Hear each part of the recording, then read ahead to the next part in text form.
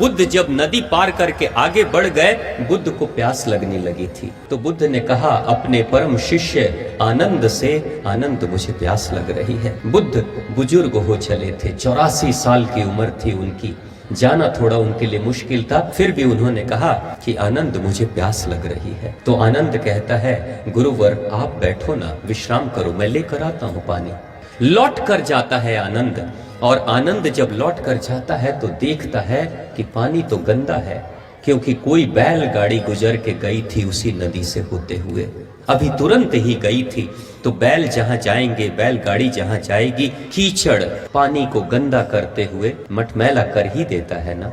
तो गंदा सा पानी था। आनंद देखता है कि नदी का पानी गंदा है, अपने गुरु को गंदा पानी कैसे पिला देगा।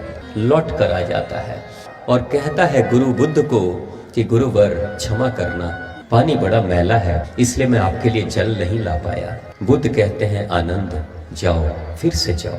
एक ऐसा अंतिम ज्ञान दिया ना बुद्ध ने आनंद को, जो हम सब के लिए भी बहुत कल्याणकारी है। बुद्ध कहते हैं आनंद फिर से जाओ, वहीं जाओ, अगर पानी गंदा होगा ना थोड़ी देर बैठ जाना, थोड़ी देर इंतजार कर लेना। आनंद अब गुरु के आदेश को सुनकर चला जाता है। अब कैसे कहे कि अभी तो देख कर आया हूं पानी गंदा है, फिर से दोबारा क्यों भेज रहे हो वहां पे। लेकिन गुरु तो सदगुरु ही होता है, और गुरु के आदेश को मना नहीं कर पाते आनंद, फिर से दोबारा से जाते हैं वहां। जब देखते हैं पानी गंदा है, थोड़ी देर बैठे रहे, थोड़ी देर के बाद देखा कि जो मिट्टी मटमैली सी कर चुकी थी पानी को, वो धीरे धीरे मिट्टी नीचे बैठ जाती है और फिर से निर्मल जल ऊपर से बहने लगता है। तो आनंद उसी नदी से पानी भरते हैं और बुद्ध को जाकर पिलाते हैं। बुद्ध पानी पीते हैं और तृप्त हो जाते हैं, लेकिन उसके बाद आनंद उनके चरणों में गिर कर कहते हैं गुरुवर बहुत बड़ा ज्ञान दिया आपने, आज पहली बार मुझे लगा जैसे कि आपने सब कुछ समझा दिया मेरी इस छोटी सी त्रुटि के कारण से।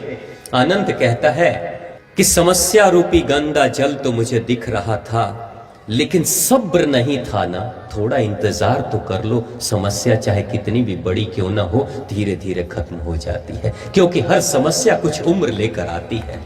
इतना सब्र नहीं था, मैं बेचैन हो जाया करता था क्योंकि समस्या को देखा करता था, लेकिन समाधान के लिए सब्र नहीं था मेरे पास। मेरे गुरु आपने मुझे समझा दिया कि समस्या चाहे कितनी भी बड़ी क्यों ना हो, उम्र खत्म होने के बाद धीरे धीरे वो भी चली ही जाती है, लेकिन इंसान को सब्र रखना चाहिए।